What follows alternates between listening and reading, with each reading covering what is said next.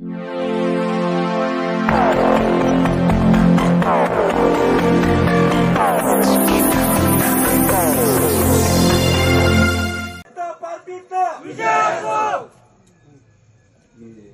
काढून भाषण करू माझं कसं आहे ते बंधनात मला भाषण करता येत. अखंड हिंदुस्थानाचे आराध्य दैवत छत्रपती शिवाजी महाराज, संविधानाचे जनक भारतरत्न डॉक्टर बाबासाहेब आंबेडकर आणि लोकनेते गोपीनाथरावजी मुंडे साहेब यांच्या चरणी वंदन करतो. मंचावर उपस्थित आजच्या कार्यक्रमाचे अध्यक्ष जे जिल्हा परिषदेमध्ये माजी अध्यक्ष होते, ज्या पदावर मी आज आहे त्या पदाचे ते माजी अध्यक्ष होते, असे आमचे मार्गदर्शक रामभाऊ, त्याचबरोबर भारतीय जनता पार्टीचे जिल्ह्याचे उपाध्यक्ष आदरणीय नवनाथ नाना, जिल्ह्याचे भाजपचे चिटणीस दशरथजी सरोदे साहेब, या तालुक्याचे अध्यक्ष आदरणीय महेंद्र भैया, रेणापूर तालुक्याचे अध्यक्ष शरद भैया, या जिल्हा परिषदेच्या माजी सदस्य आमच्या नेत्या ललिताजी, आणि त्याचबरोबर ज्यांनी हे उत्तम भाषण केलं असे आमचे उत्तम पवार, आणि ज्यांच्या नेतृत्वामध्ये ज्यांच्या संकल्पनेमध्ये हा कार्यक्रम ठरला असे आमचे मार्गदर्शक आदरणीय सतीश भाऊ आंबेकर, आणि त्याच्याबरोबर जोडीने आमचे बंधू दत्ता भाऊ. खरं तर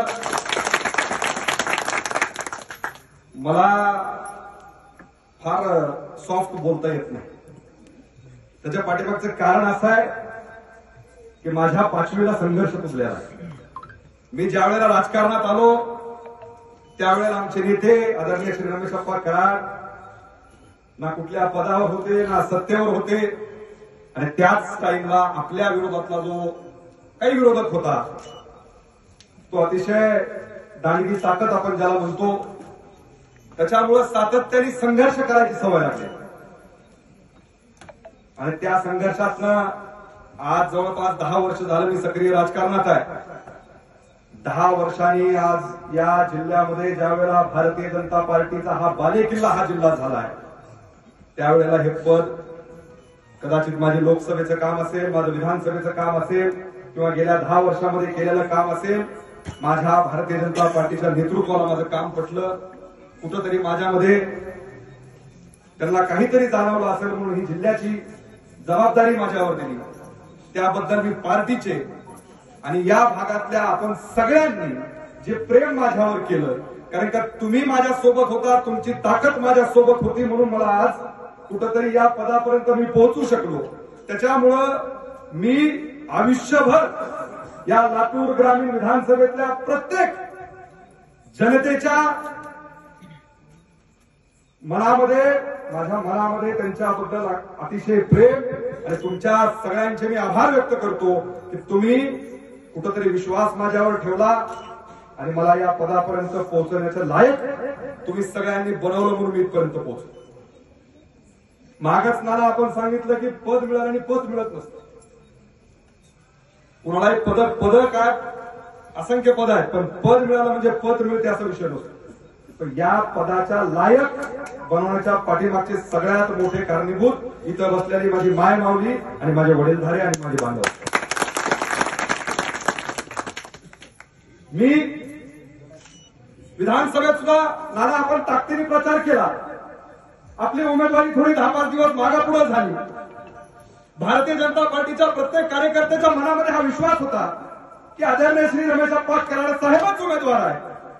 पण त्याच ठिकाणी आता हा विषय निघाला म्हणून बोलतो. त्याच ठिकाणी काँग्रेसवाल्यांचं एकच होतं की आप्पा उमेदवार नाही, शिवसेनेला जागा सुटणार आहे, दुसराच कुणीतरी येणार आहे. त्याच्या पाठीमागचं कारण एवढंच होतं की वरपासून खालपर्यंत सगळ्यांना कळालं होतं की आपला पराभव निश्चित. शेवटची शिवा विजण्याच्या आधी थोडी फडफड करतो. ती फडफड चालू होती, उमेदवारी रद्द होती का? एक वेळा झालं ना. ठीक आहे, 19ला आम्ही गाफील राहिलो, पण केलं. त्यावेळेला अधिकृत उमेदवार रमेशप्पा कराड साहेब असायला पाहिजे होते, पण पैशाच्या जोरावर कशाच्याही जोरावर त्यावेळेला ही जागा शिवसेनेला सोडून घेतली. तरी 2 नंबरला नोटा होता. ती ताकद, ते प्रेम या लातूर ग्रामीणच्या जनतेने रमेशप्पा कराड साहेबांवर केलं. खऱ्या अर्थाने अजून काही कालावधीमध्ये, कदाचित महिन्यामध्ये, 20 दिवसामध्ये, 25 दिवसामध्ये, कुठल्याही परिस्थितीमध्ये जिल्हा परिषद पंचायत समितीच्या निवडणुका लागणार आहे. आणि माझं मी 12 महिने निवडणुकीच्या तयारीत राहणारा पैलवान आहे. आणि कुस्त्याचं मैदान जवळ आलं, फळ जवळ आला की एखादा पैलवान कसं आहे, रोज तुम्हाला कुठंतरी लिंबाखाली तालमीत सकाळी दूध पिऊन आराम करायला दिसतंय, पण त्याला माहिती कधी कुठला डाव कसा टाकायचा, कुठं टाकायचा. ताकद दाखवण्यात अर्थ नाही. आता नानाने सांगितलं की उमेदवारी हे भारतीय जनता पार्टी ठरवेल, आमचे नेते रमेशप्पा कराड साहेब ठरवतील. पण मी जाणून बुजून सांगतोय, रेणापूर तालुक्यामध्ये असेल, लातूर तालुक्यामध्ये असेल, कुठल्याही ठिकाणी आपला उमेदवार हे लोकनेते गोपीनाथरावजी मुंडे साहेब आहेत. हे डोळ्यासमोर ठेवून आपल्याला मतदान करायचं आहे. आदरणीय आमदार रमेशप्पा कराड साहेब उमेदवार आहेत, हे डोळ्यासमोर ठेवून आपल्याला मतदान करायचं आहे. आता एक नवीन चर्चा अजून परत चालू झाली आहे. विधानसभेला गफलत झाली, जिल्हा परिषदेला बघू. दत्तभाऊ, या गावाचं नातं माझं फार जुनं आहे. 2014ची मी ती घटना इथे परत काढणार नाही, पण 2014ला या गावातनं मी अर्धवट भाषण करून गेलेलो आहे. त्यावेळेला लहान होतो, पण आता चर्चा चालू झाली आहे. इथं बघू, तिथं बघू, असं करू, तसं करू.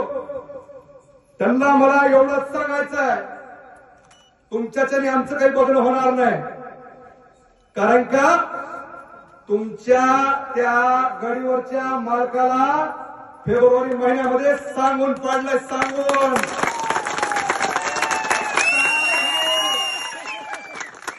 तुम्ही कुणाचं पाकिट घेऊन कुठं काय बोलतात ते मला सांगायची गरज नाही, पण तुमच्या त्या मालकाला रेणापूरमध्ये कुस्त्याच्या मैदानात सांगून पाडणारी ही औलाद आहे. एवढं तुम्हाला माहिती असलं पाहिजे.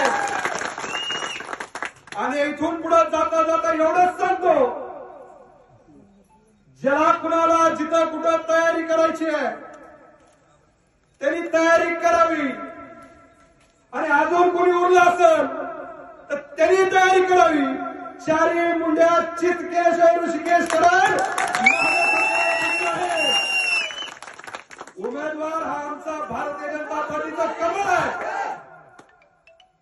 आमचा उमेदवार हा भारतीय जनता पार्टीचं कमळ आहे. लोकनेते गोपीनाथरावजी मुंडे साहेब आमचा चेहरा आहे. आणि रमेशप्पा कराड साहेबांच्या नेतृत्वामध्ये ह्या निवडणुका होणार आहेत. त्याच्यामुळं कुठंच काळजी करायची गरज नाही. बाळूभाऊ, जे होईल ते पार्टीसाठी होईल आणि आप्पांच्या आदेशाने होईल, एवढी ग्वाही मी या ठिकाणी देतो. आणि जाता जाता एवढाच सांगतो, या पानगाव जिल्हा परिषदेचा गुलाल हा आपल्याला जिल्हा परिषदेमध्ये लोकनेते गोपीनाथरावजी मुंडे साहेबांच्या पायावर खेळायचा आहे. याची तयारी आपण सगळ्यांनी करायची आहे. 3,500 मताची लीड ही आपल्याला विधानसभेला होती, त्याच्यापेक्षा एकही मत कमी झालं नाही पाहिजे. कारण का तेवढी ताकद या भागातल्या प्रत्येक आपल्या कार्यकर्त्यामध्ये, आमच्या मायमाऊलीमध्ये, आमच्या वडीलधाऱ्यामध्ये आणि आमचा युवक बांधव इथं जो कोणी इथं आलेला आहे, आपल्या प्रत्येकामध्ये लोकनेते गोपीनाथरावजी मुंडे साहेबांचा वारसा आहे. आपण सगळ्यांनी हा वारसा इथून घेऊन जायचा आहे.